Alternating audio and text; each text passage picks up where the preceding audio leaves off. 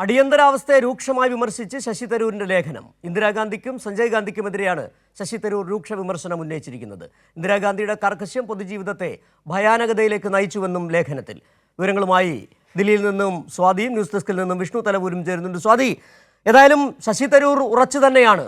ഇതാദ്യമായി നെഹ്റു കുടുംബത്തിനെതിരെ, ഇന്ദിരാഗാന്ധിക്കെതിരെ, സഞ്ജയ് ഗാന്ധിക്കെതിരെ രൂക്ഷമായ വിമർശനങ്ങൾ അടിയന്തരാവസ്ഥക്കെതിരെ കോൺഗ്രസുകാർ പറയാത്ത സാഹചര്യത്തിൽ ഇപ്പോൾ ശശി തരൂർ തുറന്നടിക്കുമ്പോൾ ശശി തരൂർ സൂചിപ്പിക്കുന്ന ചില കാര്യങ്ങളുണ്ട്. ഒന്ന്, കോൺഗ്രസിൻ്റെ നേതൃത്വവുമായി കോൺഗ്രസുമായി യോജിച്ചു പോകാൻ കഴിയുന്നതല്ല എന്ന സൂചന. മാത്രമല്ല, കോൺഗ്രസ് നേതൃത്വം ശശി തരൂരിനോട് നേരത്തെ തന്നെ നീരസം പ്രകടിപ്പിക്കുന്ന സാഹചര്യമുണ്ട്. എന്താണ് ലേഖനത്തിൽ പറയുന്ന മറ്റു കാര്യങ്ങൾ?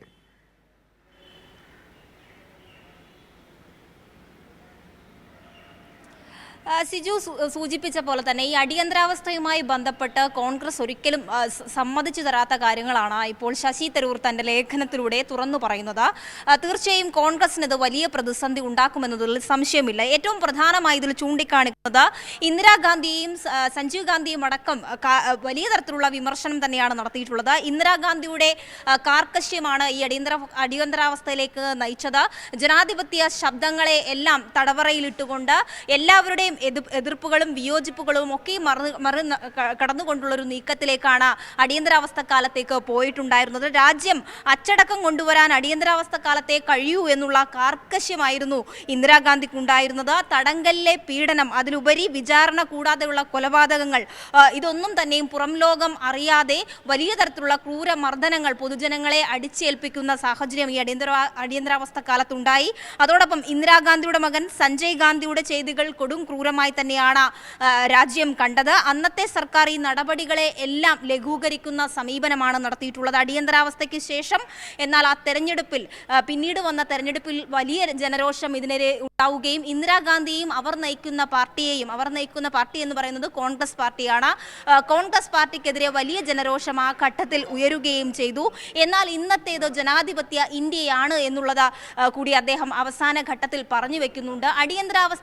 അടിയന്തരാവസ്ഥയുമായി ബന്ധപ്പെട്ട് കോൺഗ്രസ് ഇതുവരെയും സമ്മതിക്കാത്ത ചില കാര്യങ്ങൾ തുറന്നു പറയുകയാണ് ശശി തരൂർ എന്നുള്ളത് തീർച്ചയായും കോൺഗ്രസിനുള്ളിൽ വലിയ പ്രതിസന്ധിക്ക് കാരണമാവും. മാത്രമല്ല, അന്നത്തെ കാലത്ത് ജുഡീഷ്യറി, മാധ്യമങ്ങൾ, ആക്ടിവിസ്റ്റുകൾ, പ്രതിപക്ഷത്തിന്റെ ശബ്ദം ഇവയെല്ലാം പൂർണ്ണമായും നിശബ്ദമാക്കിക്കൊണ്ടാണ് അടിയന്തരാവസ്ഥ പ്രഖ്യാപിച്ചത്. ഇത് ഒരിക്കലും ഒരു ജനാധിപത്യ രാജ്യത്ത് നടക്കാൻ കഴിയാത്തതാണ്, ഒരിക്കലും നടക്കേണ്ടിയിരുന്നതല്ല. എന്നാൽ ഇതിനെയൊക്കെയും ഇന്ദിരാഗാന്ധിയുടെ കാർക്കശ്യം മൂലമാണ് പൊതുജനങ്ങളെയെല്ലാം ഒരു ഭയപ്പാടിലേക്ക് എത്തിച്ചത്. വലിയ ഭയപ്പാടിന്റെ അന്തരീക്ഷം അന്ന് സൃഷ്ടിക്കുവാൻ കോൺഗ്രസിന് കഴിഞ്ഞു എന്നുള്ള വലിയ വിമർശനം തന്നെയാണ് ആ ലേഖനത്തിലൂടെ അദ്ദേഹം പറഞ്ഞു വെക്കുന്നത്. മാത്രമല്ല, എല്ലാ ഘട്ടത്തിലും കോൺഗ്രസിന്റെ നിലപാടുകൾക്ക് വിരുദ്ധമായുള്ള പ്രസ്താവനകൾ തരൂർ നടത്തുന്നത് കോൺഗ്രസിനെ വലിയ തരത്തിൽ പ്രതിസന്ധിയിലാക്കുന്നുണ്ടെങ്കിൽ പോലും ഹൈക്കമാൻഡിന് പോലും ഇത് സംബന്ധിച്ചൊരു തീരുമാനമെടുക്കാൻ കഴിയുന്നില്ല.